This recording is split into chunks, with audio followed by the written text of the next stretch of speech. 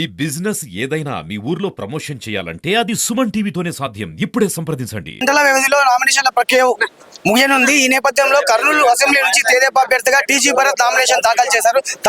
ఆయన మనతో ఉన్నారు, తనతో మాట్లాడే ప్రయత్నం చేద్దాం. సార్, మరోమారు మీరు తెదేపా అభ్యర్థిగా కర్నూలు అసెంబ్లీలో నిలిచారు. గెలుపుపై మీ ధీమా ఏంటి?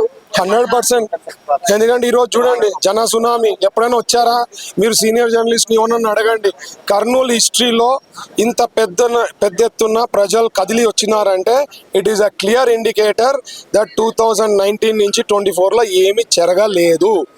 మనం భరత్ని గెలిపించుకుంటేనే రేపు పొద్దున అభివృద్ధి అవుతుంది అనేది వాళ్ళకి ఒక క్లియర్ ఇండికేషన్ ఉంది. అందుకని అంతమంది రావడము, అంతమంది సపోర్ట్ రావడం, వాళ్ళ ఆశీర్వాదం నా పైన ఉందని నేను ఆశిస్తున్నాను. సార్, కర్నూలు ఎమ్మెల్యేగా మిమ్మల్ని గెలిపిస్తే మీరు కర్నూలు అసెంబ్లీ వాసులు చేసే ప్రయోజనాలు ఏంటి? 6 గ్యారంటీలు ఇచ్చా, నా మేనిఫెస్టో ఇచ్చా, ఎవరు ఇయ్యంది నేను ఇచ్చా.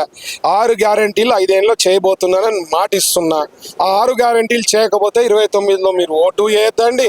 నేను రాజకీయాల నుంచి కూడా తప్పకుండా ఇంకా అంతకన్నా గ్యారంటీ ఏ నాయకుడు ఇలేడు. మీరు చూస్తారు, 5 ఏళ్ళ తర్వాత మీరే చెప్తారు, సార్ ఇది మీ పని. ఇప్పుడే మావి ఎన్నో పనులు ఉన్నాయి, ఇంకా గట్టిగా మీరే 2029లో మీరే చెప్తారు. మీరు చేసిన పనులు బట్టే మీరు గెలుస్తారని మీరే చెప్తారు. వైకాపా తరఫున డాక్టర్ ఇంతియాజ్ అహ్మద్ బరిలో నిలిచారు. ముస్లిం సమాజం వర్గం చెందిన ఆయన నిలవడంతో మీ గెలుపోటలపై ప్రభావితం చేసే అవకాశం లేదు సార్. అది 2019లో ట్రయల్ అయిపోయింది సార్. మరీ ట్రయల్స్ వేసి ఏం ప్రయోజనము? చెప్పారు, చెయ్యలే అని చెప్పి మనిషిని మార్చారు. ఏదో చేస్తారు అని చెప్పి పెట్టారు, అప్పుడు కాలే, ఏమీ జరగలే. మరి ఇంకొకసారి ట్రయల్ వేసే చూస్తున్నారు. అది కరెక్ట్ కాదు. అది ప్రజలు అంత పిచ్చోళ్ళు కాదండి.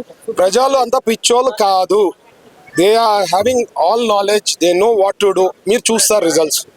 మొత్తం మీద కర్నూలు అసెంబ్లీ నియోజకవర్గ అభివృద్ధి తన ధ్యేయంగా పనిచేస్తూ ముందుకెళ్తానని కర్నూలు అసెంబ్లీ తెదేపా అభ్యర్థి టీజీ భరత్ స్పష్టం చేస్తున్నారు. కెమెరా పర్సన్ శేఖర్తో నందకిషోర్, సుమన్ టీవీ, కర్నూలు.